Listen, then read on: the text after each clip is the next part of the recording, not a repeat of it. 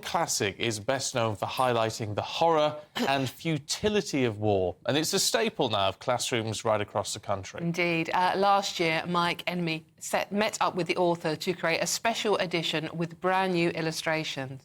And joining us now to tell us all about it is the man himself, director of books, illustrated.com, Mike Enemy. Mike, good morning. Thank you very much for joining us on a Saturday morning. So, can you tell us a little bit about... Thank you for having me on the show, and it's always a great show with you guys. So I'm very pleased to be invited here. Oh, thank you. Yes, we met with Michael Morpurgo and the illustrator who we've worked with for many years, a really talented chap called Christian Birmingham. And it's always a delight to meet Michael. He really loves this story, as do, I think, most people that have either read the book, seen the movie, or been to the play.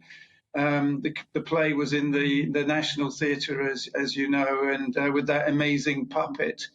But I think the wonder of this book, as you say, Stephen, it's set against the backdrop, the terrible event of World War I.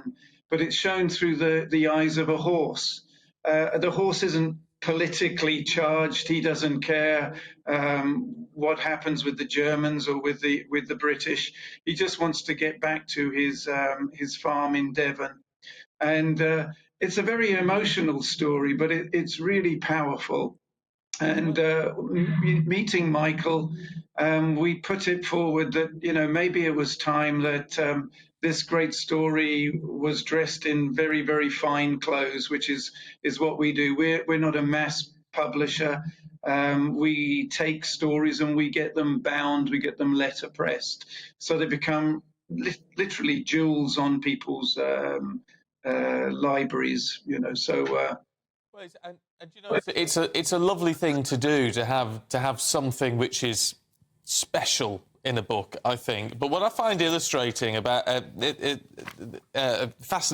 about illustrations, if I get my words out this morning, Mike, is the fact that illustrations add to a story, don't they? Because they help to change how we are perceiving the story and the characters. So how was that done sympathetically and in a way that Michael Morpurgo was happy with? Well, with all of our books that we publish, whether we're publishing Life of Pi or any of them, all of the sketches have to go off to the author. He looks at them, he reviews them, he checks for any faults, whether there's something wrong with the horse. For example, when we first did the illustrations of Joey, we had him with a mane, as you see in the movie. But of course, in World War I, they used to hock the mane. You can see the horse there before he goes off to war. He's got a full mane there. But everything has to be checked. Everything has to be... It's really a nightmare for the illustrator, because just getting that uniform correct. And Christian told me a wonderful thing. He said, the British uniform was much easier to do because the uniform stayed the same most of the way through the war.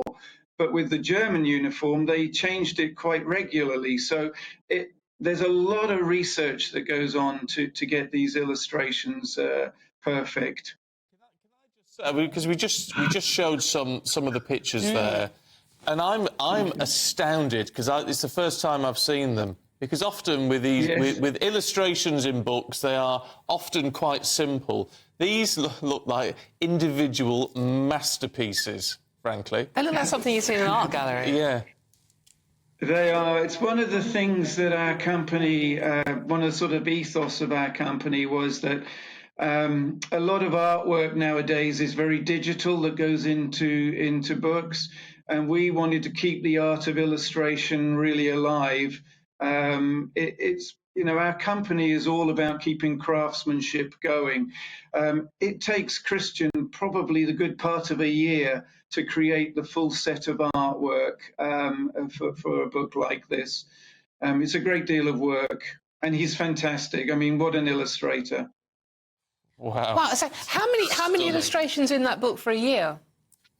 There are 17 illustrations plus a few black and white illustrations that go in there. But typically we have about 20 illustrations in our books, and they're like full page paint, artwork.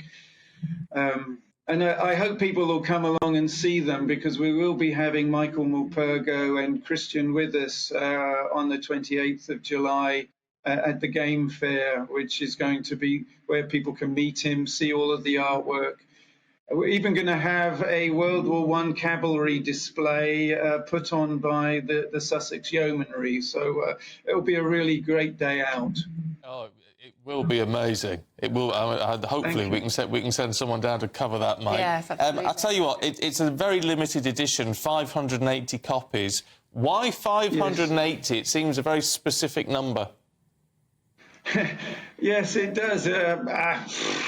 I actually don't know why we chose 580. Quite often with the numbering of books, you do choose something. Like when we did Midsummer Night's Dream with William Shakespeare, we did 450 copies because it was the 450th anniversary of William Shakespeare. But in this case, we did, I think, a certain number of our collector's editions, certain number of our deluxe editions, and we do 26 lettered editions where each book is only lettered A through to Z. But, these books don't... most books nowadays are quite quickly published. These books take a long time.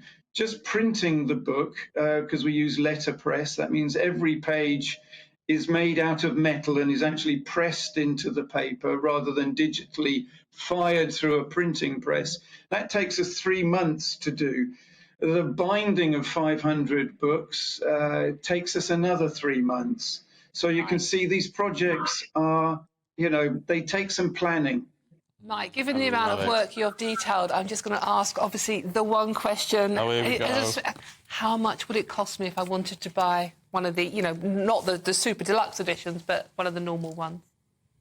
They're £295, but each one is signed by the artist, signed by the illustrator, and you've got something that is very, very special. It's great to have a paperback book and to read it and watch the movie, but there's something wonderful about having something. It's something that we should be very proud of in this country. We do produce fine books, and this craftsmanship when you buy a book like this, you're actually supporting British craftsmanship. And in fact, part of it is going off as a donation to Michael Morpurgo's charity, Farms for City Children, which is something he's very, very passionate about as well.